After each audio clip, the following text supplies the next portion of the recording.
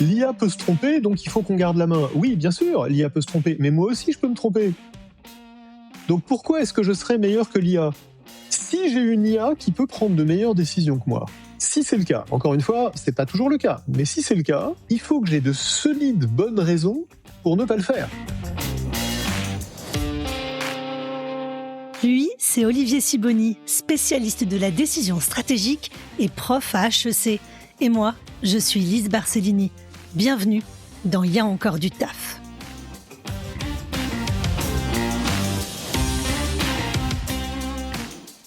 Bonjour Olivier Sibony, vous allez bien ?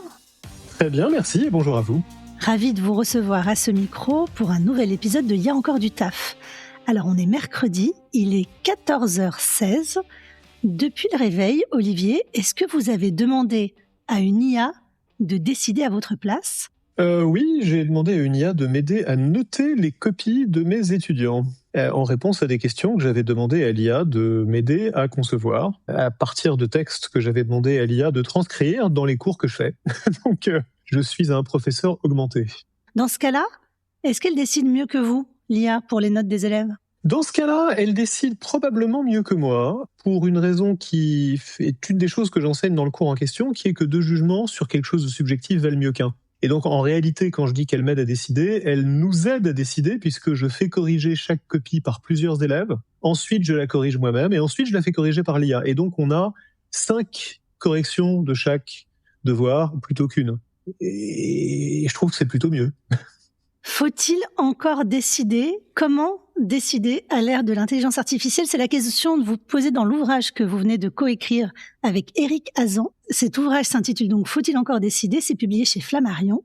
Olivier Sibony, comment en êtes-vous arrivé à vous poser précisément cette question ? On parle beaucoup d'IA, d'emploi, de destruction d'emplois, mais on ne parle pas souvent de l'acte de décider avec l'IA.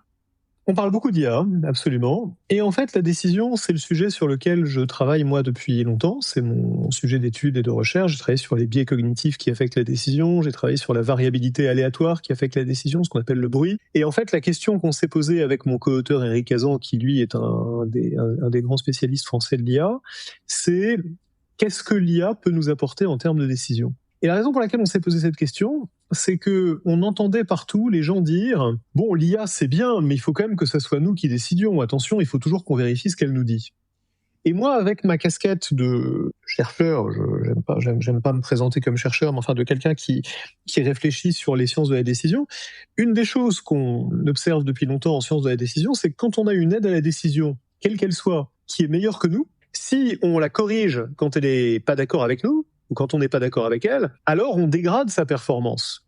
Et ça, c'est vrai d'une IA aujourd'hui qui est plus performante que nous, comme c'était vrai d'ailleurs d'un algorithme simple qu'on pouvait déjà concevoir il y a 10 ou 20 ans. En fait, une des choses qu'on observe quand on étudie les décisions, c'est que, et ça paraît évident quand je le dis comme ça, mais on le perd un peu de vue, les humains ne sont pas parfaits. Ils font des erreurs, ils peuvent se tromper. Et donc, une IA n'a pas besoin d'être parfaite pour être meilleure que nous. Elle a juste besoin d'être meilleure que nous. Et si chaque fois qu'on n'est pas d'accord avec elle, alors qu'elle est meilleure que nous, on la corrige, en fait, elle va cesser d'être meilleure que nous, puisque si elle est meilleure que nous, c'est uniquement parce que sur les cas où elle n'est pas d'accord avec nous, c'est elle qui a raison et nous qui avons tort.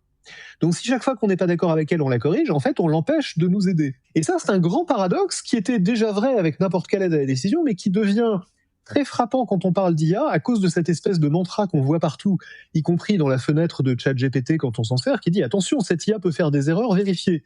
Mais la question vertigineuse que ça pose, c'est « Qui suis-je pour vérifier une IA qui est meilleure que moi ?» Alors, ça pose plein de questions. Olivier Sibony. Déjà, comment savoir qu'elle est meilleure que nous ? Mais déjà, je veux qu'on s'arrête sur cette déclaration assez contre-intuitive que l'humain peut finalement dégrader la décision. Quand on étudie la décision et l'erreur, on sait, et puis même, il n'y a d'ailleurs même pas besoin d'étudier la décision et l'erreur en profondeur, pour savoir que les humains peuvent faire des erreurs. Donc ça, c'est une donnée de base. Le problème, c'est que on a tendance à l'oublier, et en particulier quand on se compare avec la machine.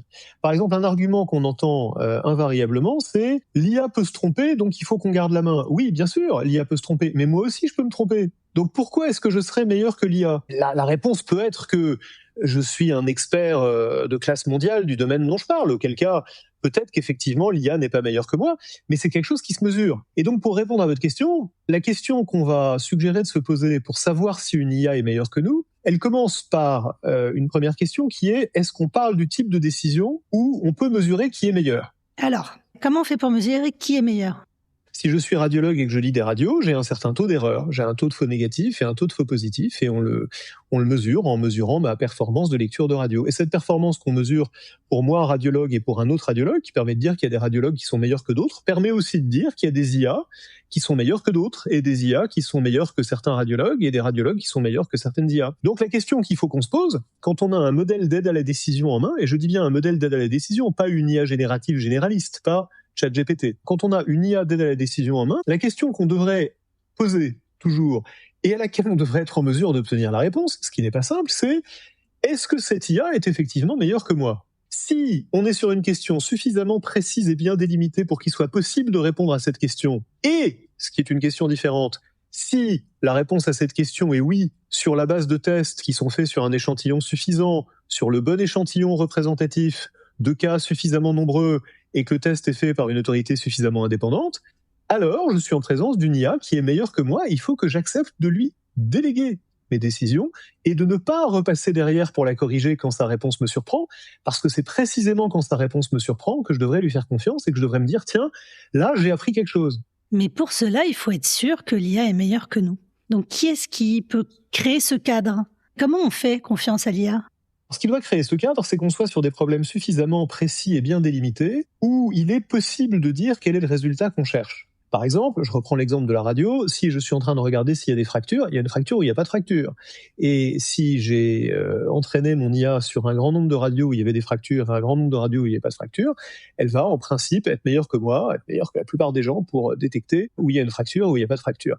Si vous êtes en train d'optimiser le trading sur une bourse électronique, ou si vous êtes en train de faire le yield management d'une compagnie aérienne, vous avez un objectif très clair. Vous voulez gagner de l'argent sur vos trades, vous voulez optimiser le revenu par siège disponible dans vos avions, et vous avez toutes les informations possibles et imaginables à la portée d'une IA sous une forme qui est facile à traiter informatiquement. Donc vous pouvez dire à un modèle d'IA, donne-moi la meilleure combinaison possible avec toutes les informations dont tu disposes pour avoir le meilleur trade, pour avoir le meilleur pricing de mes sièges disponibles dans cet avion.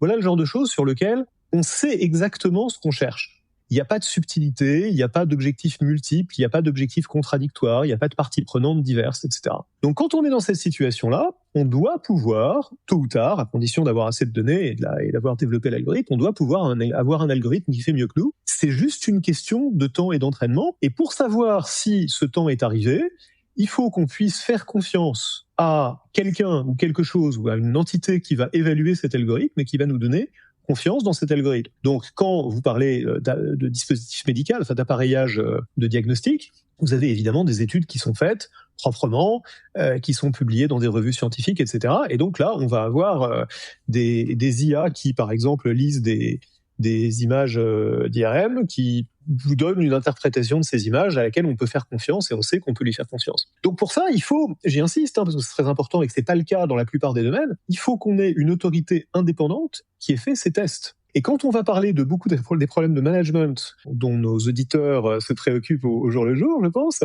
on va voir qu'en fait, on n'a pas ces autorités indépendantes et que c'est un vrai sujet. J'aimerais bien qu'on passe à un autre cas concret qui est le recrutement. Justement, absolument. De plus en plus, des outils d'IA sont utilisés par les candidats pour postuler, mais aussi par les recruteurs pour faire un tri parmi tous les CV reçus. C'est une bonne ou une mauvaise idée de déléguer la prise de décision, ce tri des CV par des IA ? Ni l'un ni l'autre, parce qu'on n'a plus le choix, pour la raison que vous venez de rappeler, qui est que quand vous avez des candidats qui postulent à la chaîne avec des IA qui remplissent leur dossier de candidature ou qui répondent aux offres pour eux sur les sites des entreprises, vous vous retrouvez avec des entreprises qui ont littéralement des millions de candidatures. Donc, les trier à la main n'est tout simplement plus une option. Donc le problème, c'est comment est-ce qu'on fait en sorte que le tri nécessairement automatisé qu'on va faire soit un bon tri. Et là, on tombe pile dans le problème que je décrivais il y a un petit moment, qui est qu'en fait, on n'est pas dans une situation où on peut dire précisément ce qu'on cherche. On n'est pas dans une situation où on peut dire le candidat idéal, c'est celui qui a toutes les caractéristiques suivantes et qui coche toutes les cases de la description suivante. Pourquoi ? D'abord parce que, en général, on ne le sait pas. Alors, on peut le savoir éventuellement pour un poste précis, mais pas pour tous les candidats qui postulent. Et même pour un poste précis, quand vous allez demander à la personne qui a écrit la description de poste, elle va vous dire il faut telle caractéristique et telle autre, et telle expérience, et telle compétence, et tel fit culturel. Et souvent, c'est des gens qui n'existent pas, justement. Voilà. Et si vous lui dites, d'accord, mais là, tu as décrit le mouton à 5 pattes, donc essaye de prioriser ces différents objectifs, ou au moins de pondérer le poids que tu dois leur donner, d'une manière qu'en fait, je puisse traduire pour un algorithme, d'une manière telle que je puisse dire à un algorithme, en fait, voilà la formule que tu dois utiliser pour pondérer ces différentes caractéristiques. En général, la personne qui a écrit la description de poste va vous dire, mais non, ça, c'est pas réaliste. Donc, on est typiquement dans le cas où on n'est pas capable de définir précisément ce qu'on cherche. Du coup, vous nous dites, on peut pas faire sans outils IA pour recruter, aujourd'hui en 2026, mais il faut quand même pas tout déléguer à l'IA. Du coup, on fait quoi ? Alors du coup, ce que je pense qu'on devrait faire, et ce que je crois que beaucoup d'entreprises n'ont pas saisi l'occasion de faire, c'est saisir cette occasion pour se demander, au fond, plus précisément qu'on le faisait jusqu'à maintenant, qu'est-ce qu'on cherche chez les candidats ? Et pour ne pas laisser dans le flou cette question que le modèle nous oblige à nous poser. Cet exemple est d'ailleurs tout à fait représentatif d'une idée assez générale qu'on développe dans Faut-il encore décider, qui est que la décision augmentée par l'IA, ou la décision prise ou facilitée par l'IA, nous force à nous poser d'une manière beaucoup plus explicite des questions qu'on ne se posait pas avant. En fait, l'IA éclaire d'un jour nouveau les lacunes, les limites, les faiblesses, les flous, les ambiguïtés de notre prise de décision humaine, et nous force à faire des choix qu'on avait tendance à laisser dans le vague, parce que le vague, c'est plus confortable, ça permet de décider au cas par cas et soit dit en passant, de rester indispensable parce qu'il faut prendre chaque décision au cas par cas. Quand vous êtes un recruteur et qu'un fournisseur de solutions vient vous voir, il vous dit je vais choisir les bons CV. Alors vous lui dites d'accord, mais comment tu vas savoir qui sont les bons CV ? Et là, en général, il vous répond c'est très simple, je vais demander à mon IA d'analyser qui sont les gens qui ont réussi chez toi dans le passé, et je vais trouver des clones de ces gens-là. Des clones, l'expression est littéralement dans la documentation d'un des fournisseurs de solutions leaders du marché. Donc l'idée, c'est que si je regarde les gens qui ont réussi chez vous, je vais pouvoir trouver des gens qui ont les mêmes caractéristiques et que ça va être formidable. Et ça évite d'avoir à faire l'effort de dire ce qu'on cherche. C'est merveilleux, ça permet de ne pas avoir à se poser cette question difficile que je suggérais il y a un moment qu'on se pose. Pourquoi est-ce que c'est un problème ? Pour plein de raisons, mais on va juste en invoquer 2 ou 3. La première, c'est que même si c'était possible, vous voulez pas avoir des clones dans votre entreprise. Ça paraît évident quand on le dit comme ça, quand même. Vous voulez pas que tout le monde soit pareil. Vous voulez qu'il y ait un minimum de diversité, quand même. Donc, l'idée même de trouver des clones est pas très, très affriolante a priori. Le deuxième problème, c'est que les gens qui ont réussi dans votre entreprise, ça veut dire quoi, réussir ? Ça veut dire qu'ils sont restés ? Ça veut dire qu'ils ont été promus, mais tout ça peut être fonction de choses qui n'ont pas grand-chose à voir avec la manière dont ils ont été recrutés ou les qualités fondamentales qu'ils avaient à l'entrée. Donc peut-être qu'on va reproduire des gens qui ont réussi pour des raisons qui n'ont pas grand-chose à voir, qui peuvent avoir été la conjoncture à un moment donné, qui peuvent être les biais que vous avez quand vous promeuvez les gens, qui peuvent être, à l'extrême, le fait que vous êtes un très très mauvais employeur et que chez vous, c'est les meilleurs qui s'en vont et les plus mauvais qui restent. Troisième problème, même si les gens qui réussissent chez vous sont les bons, si vous êtes confiant dans la mesure du fait que vous avez bien fait réussir les gens qui devaient réussir et que donc vous pouvez dire à votre algorithme regarde Lise, c'est le modèle de la personne qu'on cherche, quelqu'un qui ressemble à Lise, c'est ce qu'on veut, à ce moment-là, il va vous trouver des gens qui ressemblent à Lise, et donc là, vous allez renforcer absolument tous les biais et tous les stéréotypes que vous aviez jusqu'à maintenant. Pour ne prendre que l'exemple le plus évident, si vous n'avez recruté que des hommes et jamais de femmes, ou que des blancs et jamais de noirs, l'algorithme il va faire pareil. Pas parce qu'il est sexiste ou raciste, mais parce qu'il va reproduire votre sexisme et votre racisme. On dit toujours les algorithmes c'est terrible, ils ont des biais. C'est vrai, mais la raison pour laquelle ils ont des biais, c'est parce que vous en avez, et que vous leur dites faites comme moi. Donc, pour toutes ces raisons-là, ne pas faire le travail de dire à l'algorithme voilà ce que je veux, voilà ce que je cherche, et s'en remettre à la facilité qui consiste à dire continue à recruter des gens qui ressemblent à ceux que j'ai recrutés avant, c'est en fait pas pire que ce que vous faisiez avant. C'est juste une automatisation de ce que vous faisiez avant, pas forcément pire en tout cas, mais certainement pas mieux. C'est au mieux une occasion manquée d'améliorer beaucoup son recrutement. Du coup, l'exemple du recrutement, je l'utilise pour le replacer dans ce que vous dénommez dans l'ouvrage les 3 régimes de décision. Vous estimez qu'il y a des cas où il faut complètement déléguer les décisions à l'IA, d'autres cas où il faut co-décider, donc machine et humain, et des cas où il faut garder la main en tant qu'humain. Le recrutement, vous le metteriez dans quelle catégorie ? Le recrutement, on le met dans la codécision, c'est-à-dire dans les situations où on ne devrait pas demander à l'IA de décider pour nous, sauf quand on est obligé et qu'il faut faire un tri. L'exemple du tri des CV est un exemple où en fait on est obligé, et donc là il faut passer en mode délégation sur des critères qu'on a choisis. Mais supposons que vous avez passé plusieurs étapes, vous avez rencontré plusieurs candidats et candidates, et vous hésitez entre plusieurs candidates et candidats, et là vous allez demander à l'IA, qu'est-ce que je devrais faire ? Très mauvaise idée. Ne demandez pas à l'IA ce que vous devriez faire, parce qu'elle n'en sait rien. Elle n'en sait pas plus que vous. Ce qu'en revanche, vous pouvez demander à l'IA, et vous gagneriez à demander à une IA, même généraliste, générative, une IA type Claude ou ChatGPT, c'est voilà les profils des 3 candidats que j'ai, voilà les résultats qu'ils ont eu au test, voilà les notes qu'on a prises, que les différents intervieweurs ont prises dans les différentes interviews, voilà les caractéristiques du poste. Dis-moi ce qui pourrait mal se passer si je choisissais Lise. Dis-moi ce qui pourrait mal se passer si je choisissais Olivier.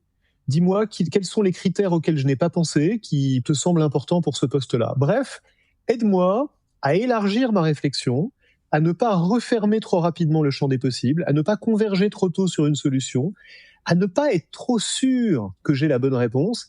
Aide-moi à continuer à douter un peu plus longtemps, à me poser des questions que je ne m'étais pas posées, et donc à prendre une décision qui, au fond, est plus riche et plus subtile. Aide-moi, au bout du compte, par exemple, à dire... Si je choisis Lise, quelles sont les choses auxquelles il va falloir que je fasse attention dans son parcours d'intégration pour tenir compte du fait qu'elle est très très forte sur certaines dimensions, mais peut-être un peu moins sur d'autres qui étaient sur la description de poste. Comment est-ce que je peux l'aider à réussir malgré ces difficultés possibles ? Bref, je peux prendre une décision beaucoup plus riche avec l'aide d'une IA que tout seul, un peu de la même manière que je prendrais une décision beaucoup plus riche avec l'aide d'un excellent collègue qui m'aiderait à réfléchir, qui jouerait un rôle de sparring partner, avec cet avantage merveilleux, bien sûr, que l'IA est un collègue gratuit, ou quasiment gratuit, jamais fatigué, et qui, si on lui pose les bonnes questions du moins, ce qui n'est pas évident, n'est pas en train de faire de la politique et de me dire ce que j'ai envie d'entendre parce que je suis son chef. Alors c'est passionnant les questions de recrutement, et du coup ça me fait penser à, dans le domaine de l'éducation, le système de sélection maintenant qui s'appelle Parcoursup, qui est très controversé. Est-ce qu'on peut extrapoler et de se dire que peut-être une IA réussirait mieux, serait plus performante pour décider pour nous là où mettre tel lycéen dans telle université, etc.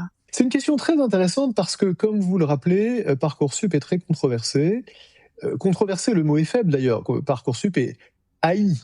Il est à peu près universellement détesté. Si vous rencontrez quelqu'un qui trouve que Parcoursup est formidable, c'est probablement la mère de l'informaticien qui l'a développé. Enfin, je vois que ça.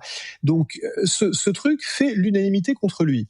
Pourquoi ? Qu'est-ce qu'on lui reproche ? On dit, il est opaque. Il n'est pas opaque du tout. Il est d'une transparence absolue. Son code source est disponible en ligne, vous pouvez le lire. Qu'est-ce qu'on reproche au fond à cet algorithme ? Pourquoi est-ce que tout le monde le déteste ? Parce que les objectifs qu'il codifie, enfin les priorités auxquelles il donne corps et qui ont été codées dedans sont des priorités qui n'ont pas été partagées et qui n'ont pas été débattues.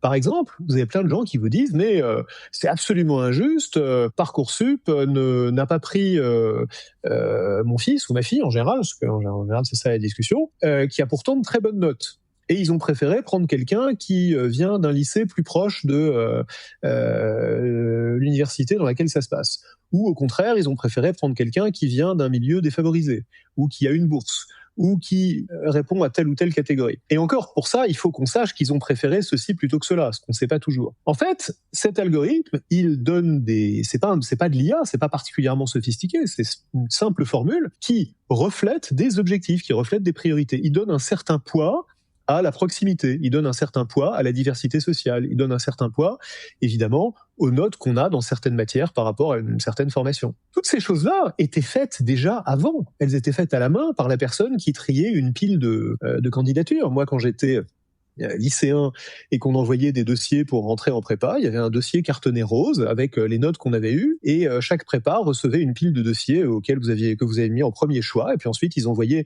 les deuxièmes choix au lycée deuxième choix et puis les troisièmes choix au lycée troisième choix. Vous vous en souvenez? Voilà. Et donc, à chaque fois que quelqu'un regardait ces dossiers, il avait ses critères, lui aussi ou elle aussi. Simplement, les critères étaient différents d'une personne à l'autre et ils étaient là pour le coup complètement opaques. Mais paradoxalement, personne ne se plaignait que les critères du lycée Carnot ou du lycée Louis-le-Grand, quand ils regardaient les dossiers, soient opaques alors qu'ils l'étaient.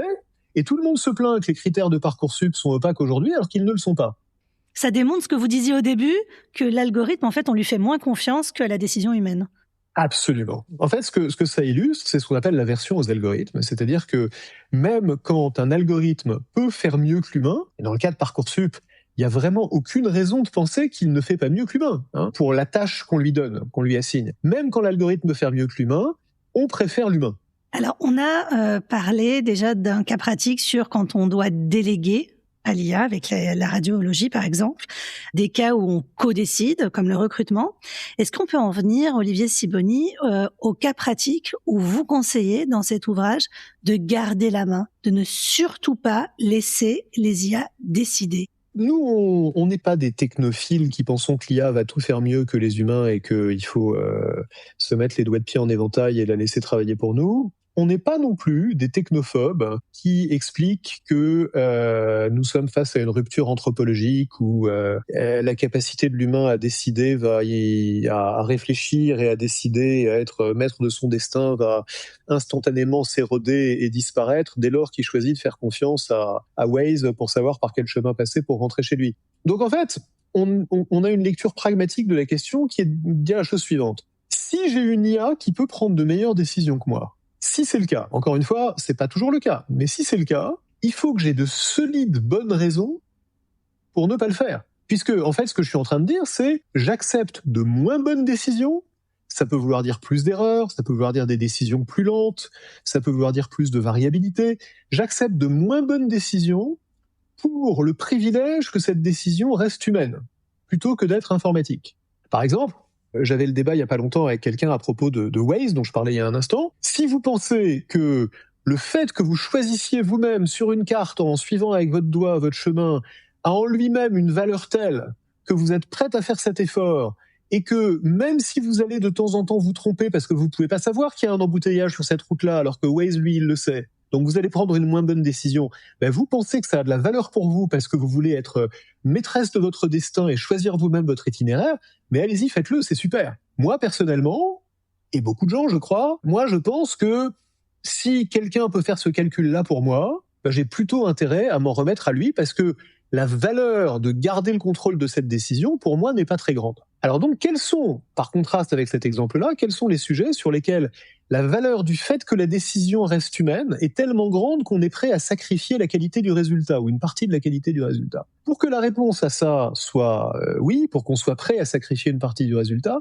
il faut que le processus de décision est en lui-même une valeur presque aussi grande ou en tout cas importante par rapport au résultat. Je vous donne un exemple qui, à mon avis, est le plus important politiquement ou socialement, c'est la décision judiciaire. On peut tous imaginer, et on voit déjà dans certains pays pour certains types de décisions, que l'IA puisse prendre de meilleures décisions judiciaires que les humains.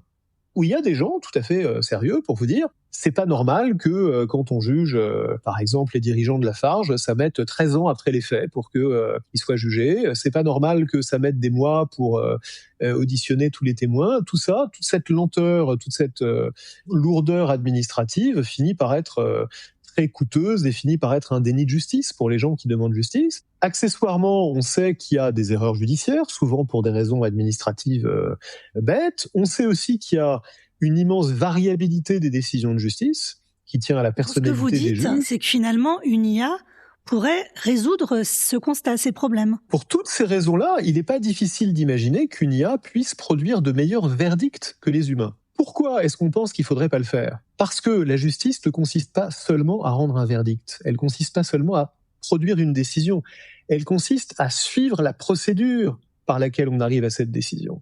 Elle consiste à entendre les parties, à donner aux prévenus une occasion de s'exprimer, à les laisser se défendre, à donner aux victimes l'occasion d'expliquer ce qui leur est arrivé, à respecter un certain nombre de formes, de procédures qui fabriquent la légitimité de la décision qu'on a au bout du compte. Si vous pouviez, oubliez même l'IA, si vous pouviez appuyer sur un bouton et avoir une réponse qui soit, par hypothèse, exactement la même que celle que vous avez à la fin d'un procès d'assises, eh ben vous voudriez quand même pas le faire, parce que le procès en lui-même, le rituel du procès, le théâtre du procès, a des vertus cathartiques et des vertus procédurales auxquelles vous n'êtes pas prête à renoncer. Donc, on est dans l'exemple type d'une décision où le processus de décision est aussi important que le résultat de ce processus. Et donc, on ne voudrait pas que la justice criminelle soit automatisée. Vous voyez, en Chine, on a déjà des IA qui gèrent les faillites, le tribunal des faillites. Est-ce qu'on pourrait avoir au tribunal de commerce, pour certains cas simples,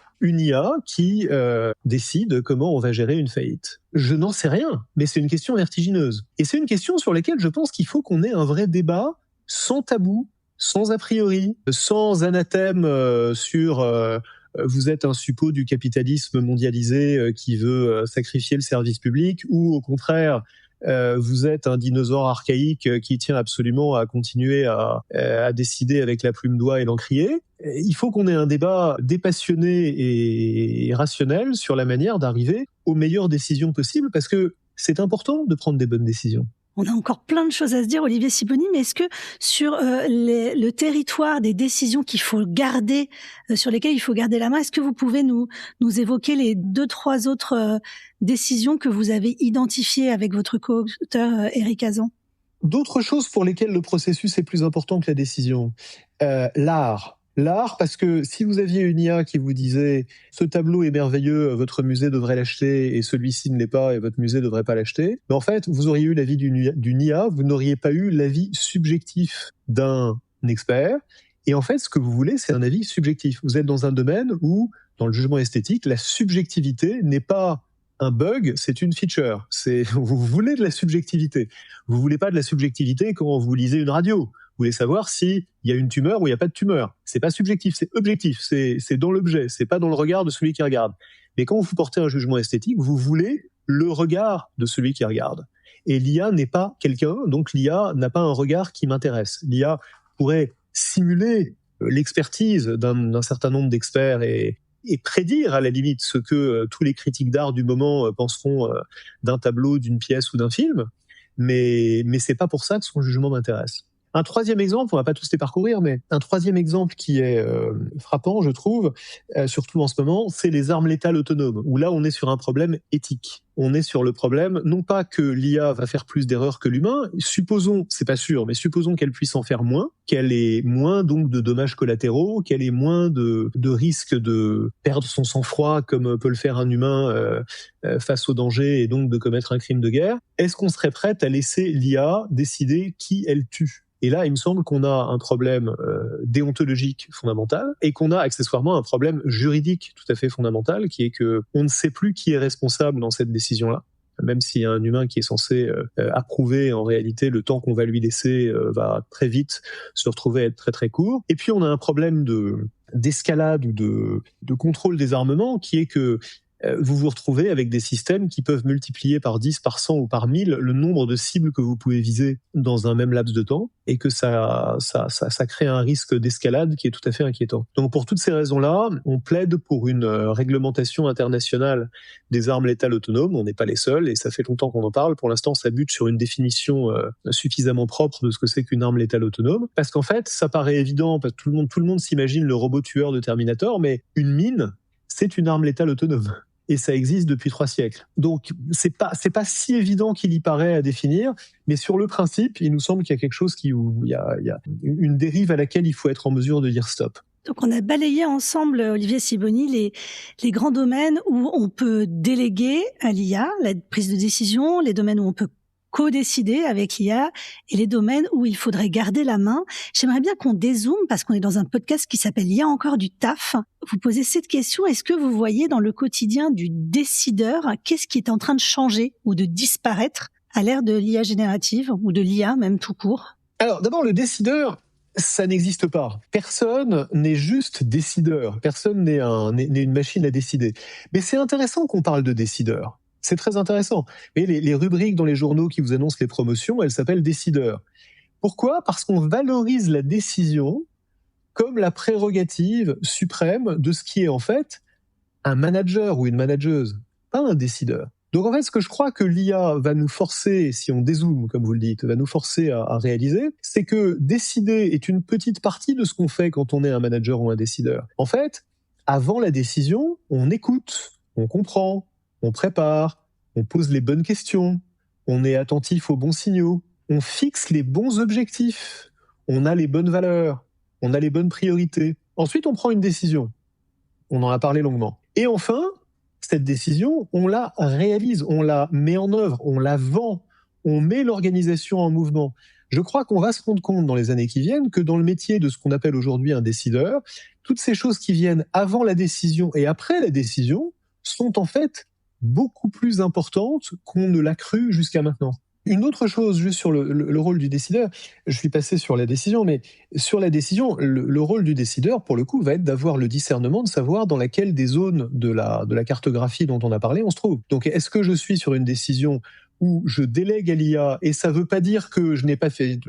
déléguer veut dire que j'ai fait tout le travail avant, en particulier de fixer les objectifs et de poser les bonnes questions, et que je vais faire tout le travail après, d'assumer la responsabilité de cette décision, de la vendre, de la réaliser, et ainsi de suite. Donc, est-ce que je suis dans la situation délégation, est-ce que je suis dans la situation codécision, ou est-ce que je suis dans la situation décision humaine ? Et ça, c'est important aussi. Hein. Donc, ce qui vient avant, ce qui vient après, entre les deux, le choix de savoir comment on va utiliser l'IA ou pas. Ça pourrait faire réfléchir pas mal de managers et de décideurs, justement, ce que vous venez de dire. On espère. J'en viens à la dernière question de ce podcast. Olivier Sibony, est-ce qu'il y a un outil d'intelligence artificielle qui n'existe pas encore et dont vous auriez besoin ? Il y en a plein. Alors, il y en a plein. Je suis sûr qu'ils existent tous, mais ils n'existent pas forcément sous la forme user-friendly et fiabilisée dont on a besoin. Et je vous prends un exemple. Moi, j'aimerais beaucoup avoir un outil d'intelligence artificielle qui me dise où aller déjeuner. Aujourd'hui, là, à midi, je me disais, tiens, où est-ce que je vais déjeuner ?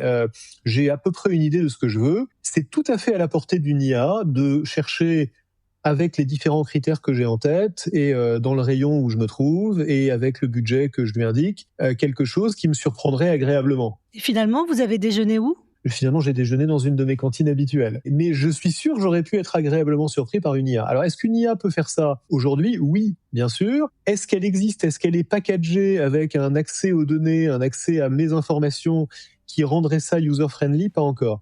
Je pense qu'en fait, une grande partie du marché des outils d'IA va consister à créer des interfaces et des packages comme ça qui vont répondre, qui vont aider les gens à répondre à des questions finalement relativement simple, d'une manière user-friendly.